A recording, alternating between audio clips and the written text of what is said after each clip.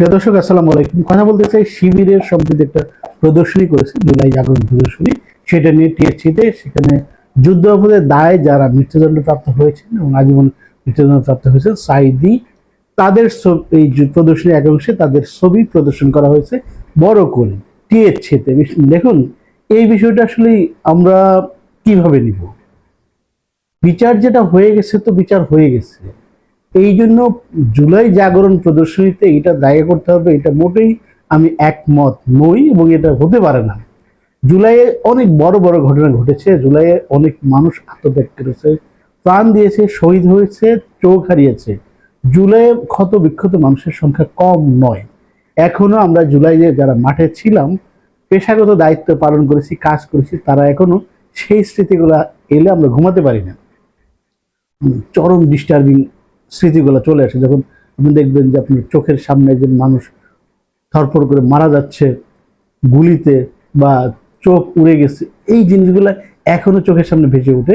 আমার এই এই আমার ব্যক্তিগত এই প্রবলেমগুলো হয় এবং প্রতিটা বিবেকবান মানুষের এই প্রবলেম হয়। আর সাঈদী, নিজামী, মুজাহিদ, কামরুজ্জামান, বীর কাশেম আলী, সাকাসুল, এদের ফাঁসির বিষয়টা নিয়ে অন্য একটা প্রোগ্রাম করতে পারত। আমরা জানি শিবির জামাত যে দলীয় প্রধানের রাজনীতি করে না, এরা একটা আদর্শ রাজনীতি করে, ক্যাডার ভিত্তিক সংগঠন করে। কিন্তু এই যে প্রচলিত 15-16 বছরের যে ফ্যাসিবাদ চলেছে বাংলাদেশে, সেটার কারণে তারাও একটা ফ্যাসিস্ট আচরণ ধারণ করেছেন, ফ্যাসিবাদ একটা চরিত্র ধারণ করেছেন।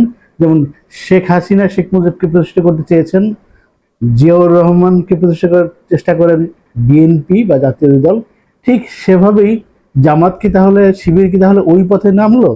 আমরা কিন্তু এটা হতে চাই না। এটা একজন যে কোনো মানুষ জামাতের আমির হতে পারে, শিবিরের প্রেসিডেন্ট হতে পারে, ওই গণতান্ত্রিক পন্থায় বিশ্বাসী।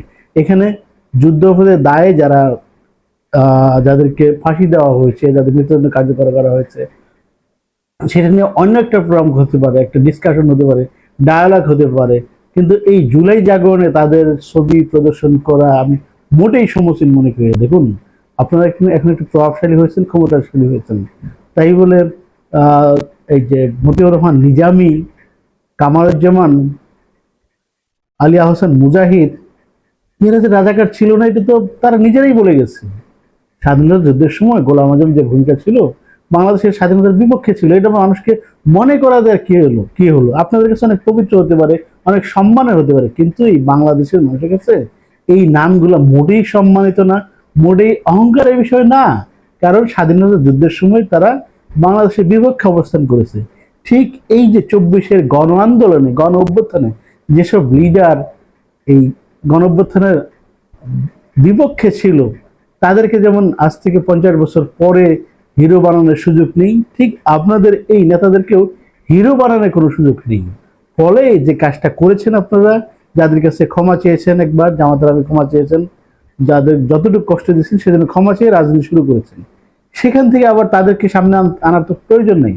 আমার মনে হয় কি জানেন, শিবিরের মধ্যে, জামাতের মধ্যে কোনো এজেন্সি হয়তো কাজ করে, তারা যেমন বিভিন্ন জায়গায় লোক ঢুকিয়ে দেয়, সেরকম তাদের মধ্যেও কিছু লোক আছে যারা বিভিন্ন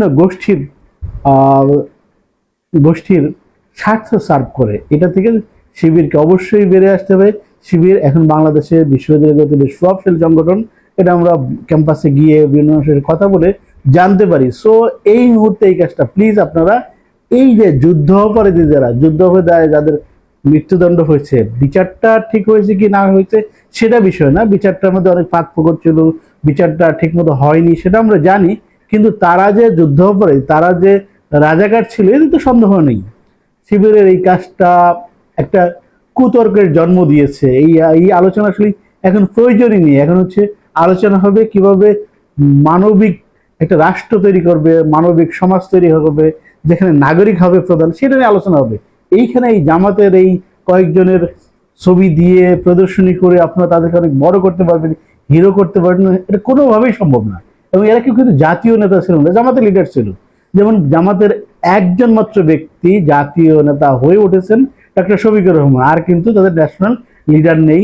এছাড়া সাদিক কায়েম ছাত্র নেতা হিসেবে জাতীয় নেতা হয়েছেন, জাতীয় ছাত্র নেতা হয়েছেন, এবং ডাক্তার মাসুম যিনি আছেন, উনিও কিছু ওভার রিয়েক্ট করতেছেন, শারীরিক উত্তেজনা দেখাচ্ছেন টক শোতে, এটাও তার বন্ধ করতে হবে।